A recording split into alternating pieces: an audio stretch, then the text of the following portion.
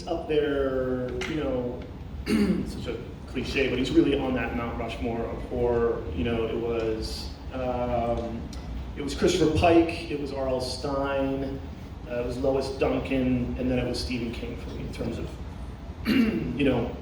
what I was reading. And King was really, I think for a lot of people, it feels like a rite of passage in your youth of picking up that first adult book. And for some reason, because Stephen King, when I was growing up in the 80s, going into Walden Books, like he was everywhere. Like he was just always on the, he was putting out a book every year. So it just became, when you picked up, it felt like you were doing something, because it was early enough, like, I don't know, 10 or so, where it felt like I was doing something I shouldn't. I have a weird description for it because it's woven throughout. That's right, the adults, But adapting the adult side of the story, it would have been easy to focus on all the creepy, scary parts, but I feel like the film really strives to capture the sense of friendship and the heart and the Stand By Me quality of the novel It. How important was that in terms of making it more than just a horror movie? I think that's where I came at it first, before the scares, before how to make this scary was, I'm around the same age as the kids, or as the adults in the book, and I think we all kind of deal with, your friend circle seems to get smaller and smaller as you grow up, and I think it's easy to become isolated. I think we set this up in the movie. I think while they all have their community and stuff, there's still something a little bit missing. And there's just, and I think about, a lot of, childhood it can be a traumatic experience just with high school and puberty and all that stuff. And it's, these people you go through these things with. You might lose touch, but it's, for some reason I have found that the people you were close to then, if you don't see them for another 30 years, it's really like picking up a conversation where you left in a lot of ways. So I thought a lot about those types of friends, even in the body. I'm gonna bastardize a quote. You never make friends like you did when you were 12. That's right. The hardest thing is really managing and making sure every character gets its due. I mean, there's 7 of them, and you want to make sure no one really gets the short shrift, and that was really important because there is only so much real estate, so that was a balancing act. It's kind of it's nip tuck here and there, and let's expand that, let's pull back on this, but finding that balance was really challenging. Be hard to kind of adapt. And how did you approach putting that into the script so that it could be translated to a literal form on screen? Right. Well, that was again, having the conversations with the studio and Andy and Barbara, because there's a huge metaphysical presence in that adult book, and I think that has to do with King talking about how our fears get more and more complex as we get older, as we age, and that's why the themes in the book and the adult side and the stuff they're dealing with becomes just more and more complex and hard to understand. It was how do we take these big ideas that necessarily aren't as cinematic as a clown, and distill it down into something that's going to look fantastic and horrifying on the screen. But fortunately we had Andy Muschietti to help out with that, because he is. He loves the surreal, he loves all, so he had a lot of great ideas coming into it about how, hey, here's how we can approach this.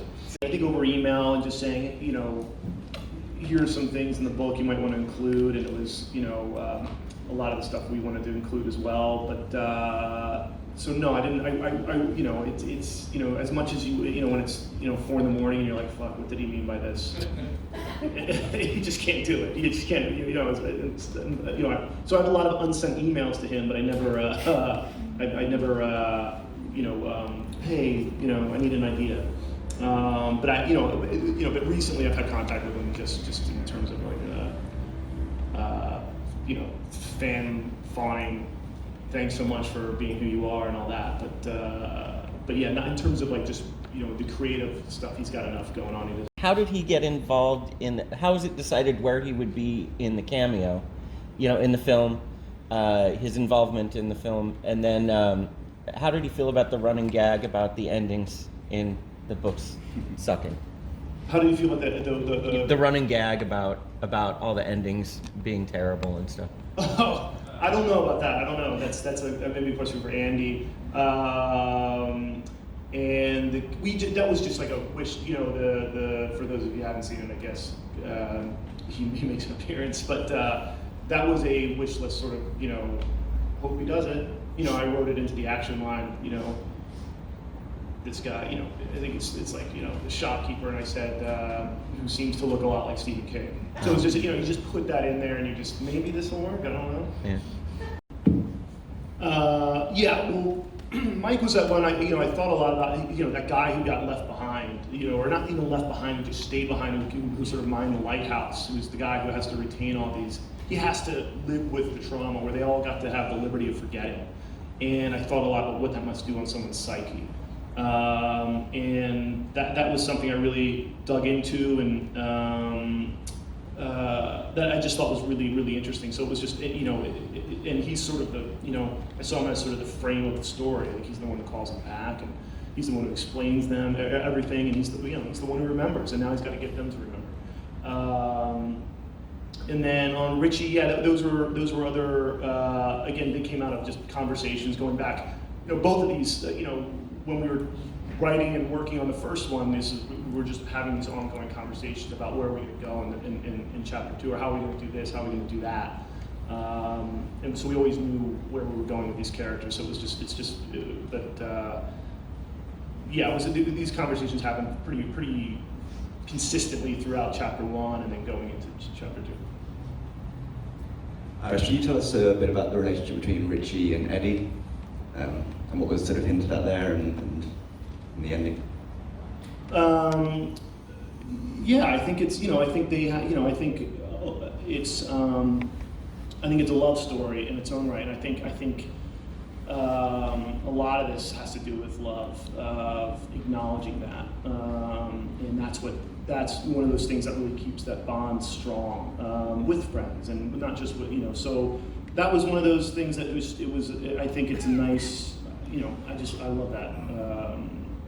I love that relationship, and I love that acknowledgement, and yeah. So, but that was, you know, we knew that sort of early on too. That wasn't a, hey, what if we did this? It was kind of just something we just organically had in the conversation as we were talking about all these relationships. It wasn't like, oh, wouldn't it be cool, or anything like that. It was just, for us, it felt very organic as we were talking about the conversation, as opposed to like, you know,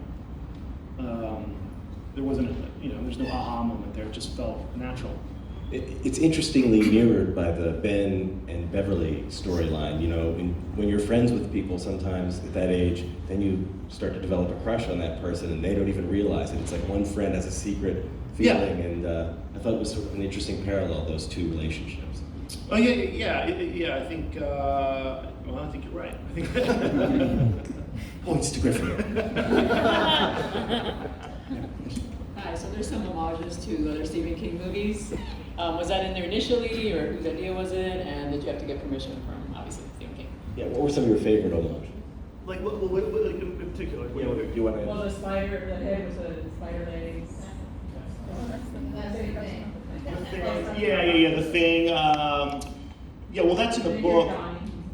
Well, yeah, I mean, that's great. Yeah, I think that was, yeah, I don't know if that was on, that might have been on the day or something, but the spider legs, Stanley, that's a scene in the book. And, you know, him skittering around. Well, actually, no, I had I put the spider legs are skidding around also. And in the book, you know, his head rolls out and kind of rolls around. But because of, his final form in the book, we thought that was a good little, maybe preview of what's to come. Was there a unique challenge to developing these characters that emerged so strongly in the first movie as adults and finding the right voices, but something that felt consistent with them as children with the great adult cast that you'd assembled?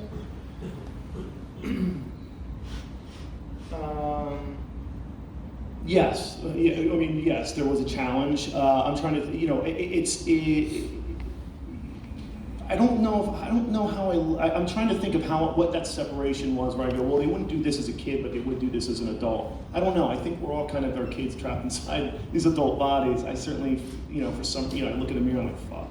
You know, so it's not like I didn't approach them as different characters. They're the same characters. So I didn't really have that delineation between the two. I had the advantage going in knowing that Andy was going to assemble a great cast, and they were going to bring a ton into it, and they were going to have the chemistry. And I think, you know, one of the reasons Chapter 1 works so well is because of the chemistry of those kids. And I knew that was going to be challenging. How do we find a cast that's going to have that chemistry? And you know, but I knew Andy, you know, really has an eye for that stuff. So, you know, when he assembled the cast, they do a lot of that heavy lifting for you. Were you talking about the cast specifically, or the characters themselves, and how they're different from the A younger little of kids? both in a sense, like you're making sure that they felt like the same characters in adults, and you're working with actors who have such strong personas anyway. I thought the characters as adults, they were almost more brave as kids than as adults. You get a little more compromise and a little more hesitant. You know what it. Well, I think that's natural. Is that That comes part with of it? adulthood too, right? I think there's you know there's bravery in the youth, but I think in terms of their personalities and stuff, in terms of what they, you know, it's almost like they you know, whatever their you know anxieties were as a kids or whatever seemed to crystallize over, which you know seems to happen as we get older. But I didn't, you know, so I thought about in those terms, but I really tried to, you know, yeah, it's not like, you know, I don't know, it's a little hard to describe, but I still thought of them as the same people. Yeah, question here. Were there any concerns about the length from anyone? Yes, yeah, there's lots of concerns about the length. There was concerns about the length, but we always had the motto: if it feels long, then it is long. And you know, we watch it and we never felt like when it started to not feel long. It's not, you know, I've watched a lot of hour-and-a-half movies that feel like 4 hours. So if we're watching, you know, 2 hour, 40 minutes, it doesn't feel like that. Then you know, that was our win.